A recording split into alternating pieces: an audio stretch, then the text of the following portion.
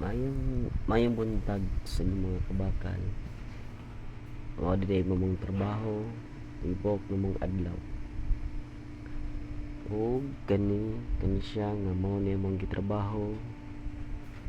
Nag-overtime man panamo sunod sa isa ka adlaw. Unya manamo na siya.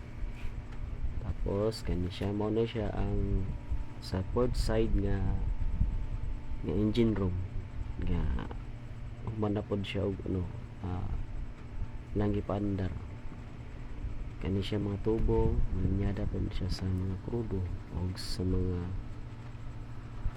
tubig. Kani siya control room sa generator nila ug mao po kapadagan sa mga sa mga makina po. Tapos kada siya dira amiga kuha tubig ug uhawon ni kanya kabakal diri pud ni sa starboard nga engine room. Mao po ni siya ang among trabaho diri o nga kauban ng building sa pipeline tubilan sa crudo.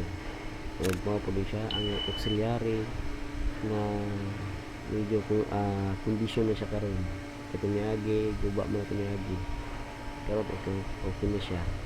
Tapos kanya siya mali po trabaho na mo sa starboard na kunding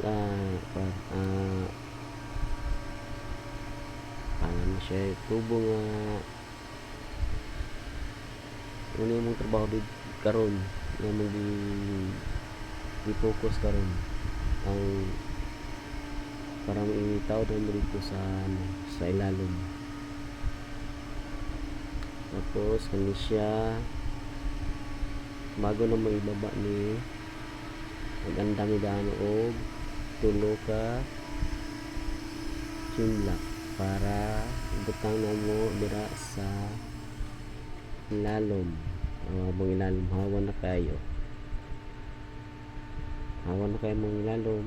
Tapos og dira na mo siya ibutang plaster pero dili siya wikod siya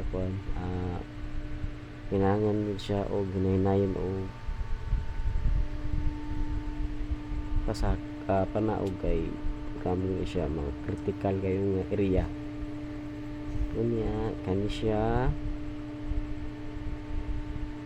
mao po na siya ang sa crudo o yung tangki yung tangki niya na sa crudo chimlock na mo o mao po niya taklob sa strainer o mao po itong mga trabaho nga tubo nga pipe ang hawan sa crudo o sa tubilan sa crudo nga hapit na mahuman o dira lang siguro o mayong hapon sa inyo mga kabakal.